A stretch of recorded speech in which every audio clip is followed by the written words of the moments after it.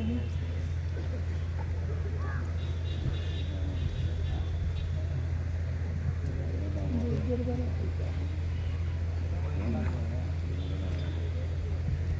لله رب العالمين، والصلاة والسلام على سيدنا محمد وعلى آله وصحبه أجمعين، أما بعد، فأعوذ بالله من الشيطان الرجيم. بسم الله الرحمن الرحيم. يوم يفر المرء من أخيه وأمه وأبيه وصاحبته وبنيه.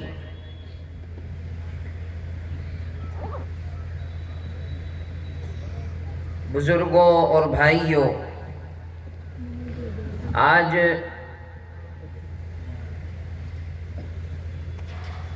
اس مبارک مجلس میں جہاں میرے بھی اور آپ حضرات کے اکابر علماء موجود ہیں، مجھ جیسے کم علم اور کم عمل طالب علم کا کھڑا ہو کر کے کچھ کہنا صرف یہ حیثیت رکھتا ہے کہ میں اپنے سبق کو سنانے آیا ہوں۔ اللہ مجھے بھی عمل کی توفیق دے اور آپ حضرات کو بھی۔ ابھی حضرت مولانا اظہر مدنی صاحب دامت برکاتہم، میرے بڑے محترم اور ماموں، ایک حدیث کا انتخاب اور پھر اس کی تشریح بہترین انداز میں فرما کے گئے۔ اسی حدیث کا آخری ایک جز جس میں اللہ کے نبی علیہ السلام نے فرمایا، فَإِنَّ حَمَلَةَ الْقُرْآنِ يَوْمَ الْقِيَامَةِ فِي ظِلِّ اللَّهِ يَوْمَ لَا ظِلَّ إِلَّا ظِلُّهُ۔ حضرت علی رضی اللہ عنہ فرماتے ہیں کہ ہم سے ہمارے محبوب پیغمبر حضرت محمد صلی اللہ علیہ وسلم نے فرمایا کہ اپنے بچوں کو ادب سکھاؤ، بہترین تعلیم اور تربیت سے ان کی زندگی کو گزارنے والا بناؤ، اور اپنے بچوں کو میری اور میرے اہل بیت کی محبت سے ان کے دل کو سرفراز کرو۔ اور فرمایا کہ اپنے بچوں کو قرآن کریم کی تعلیم دو، انہیں سکھاؤ۔ کیوں؟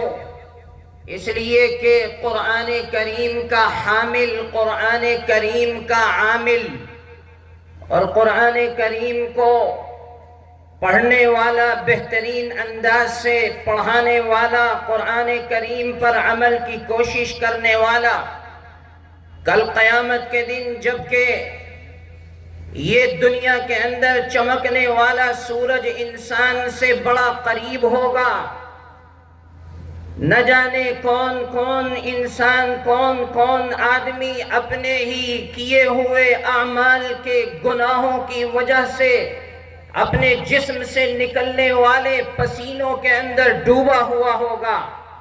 اس دن، کل قیامت کے دن، یہ بچہ جس کو آج تم نے دنیا کے اندر قرآن کریم سکھایا، قرآن کریم کی تعلیم دی، قرآن کریم اس کی زبان کے اوپر تم نے جاری کیا، تم سبب بنے، یہ بچہ کل قیامت کے دن اللہ کے عرش کے سائے میں ہوگا، جس دن کے اللہ کے عرش کے سائے کے علاوہ کوئی سایہ نہیں ہوگا۔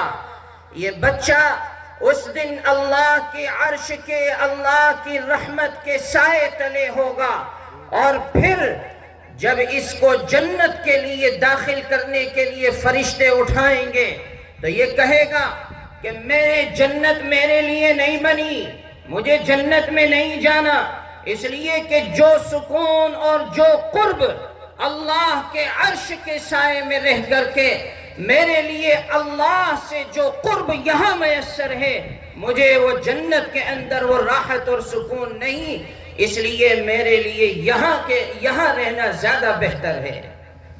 ایک جگہ قرآن کریم میں کہا گیا، یوم یفر المرء من اخیہ وامہ وابیہ، اے لوگو تم کل قیامت کے دن اپنی ماں سے بھاگو گے، اپنے باپ سے بھاگو گے۔ باپ اپنی اولاد سے نظریں چرائے گا، ماں اپنی اولاد سے نظریں چرائے گی، رشتہ داروں سے نظریں چرائیں گے۔ دنیا کے اندر ایک دوسرے سے محبت کرنے والے آپس میں کل قیامت کے دن دوری اختیار کر لیں گے، لیکن ایک شخص ایسا ہوگا کہ جو کسی کو تلاش کرے گا، جو کسی کو ڈھونڈے گا۔ ہمارے یہ بچے جو آج حفظ قرآن کی دستار سے جن کو اس دنیا کے اندر ان ممبر و محراب کے اوپر بٹھایا جا رہا ہے، جن کے سروں کے اوپر یہ دستار فضیلت دی جا رہی ہے، یہ بچہ ہمیں کل قیامت کے دن تلاش کرے گا۔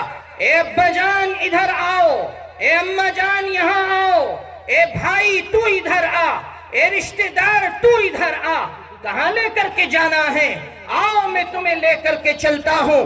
آج میری ماں نظریں چراتی ہے، میرا باپ نظریں چراتا ہے، میرا بھائی نظریں چراتا ہے، لیکن میں اپنے سینے میں قرآن مجید کی دولت لے کر کے آیا ہوں۔ تم نے مجھے پڑھایا تھا، تم نے مجھے قرآن سکھایا تھا، تم نے میرے لیے قرآن کریم کے پڑھنے کے اسباب مہیا کیے تھے، تم نے میری انگلی کو پکڑ کر کے میرے استاذ کے سامنے بٹھایا تھا، میں نے پھٹے ہوئے بوریے پر بیٹھ کر کے قرآن کو یاد کیا تھا، میں نے بھوک اور پیاس کی حالت میں رہ کر کے قرآن کو یاد کیا تھا۔ اے ابا جان آج میں تیرے لیے جنت کے راستے کو آسان کروں گا، اے اماں میں آج تیرے لیے جنت کے راستے کو آسان کروں گا، اے بھائی آج میں تیرے لیے جنت کے راستے کو آسان کروں گا۔ کون ہے یہ بچہ؟ یہ بچہ وہی ہے جس کی انگلی کو پکڑ کر کے ایک باپ نے استاذ کے حوالے کیا تھا، حافظ صاحب اس کو قرآن سکھاؤ، حافظ صاحب اس کو قرآن کی تعلیم دو۔ اس بچے نے الف پڑھا تھا، با پڑھا تھا، قرآن کریم کو شروع کیا تھا، قرآن کریم کو ختم کیا تھا اور اپنے سینے میں محفوظ کر لیا تھا۔ کل یہی ہماری اولاد انشاءاللہ ہمارے لیے جنت کے راستے کو آسان کرے گی۔ اس لیے میرے بھائی یہ بہترین دولت قرآن کریم کی آج ہمارے بچوں کو میسر ہے، ہمیں اس کی قدر کرنی چاہیے۔ اللہ ہمیں اس کی قدر کی توفیق دے اور ہمارے بچوں کو بہترین باعمل عالم دین بنائے۔ وآخر دعوانا ان الحمد للہ رب العالمین۔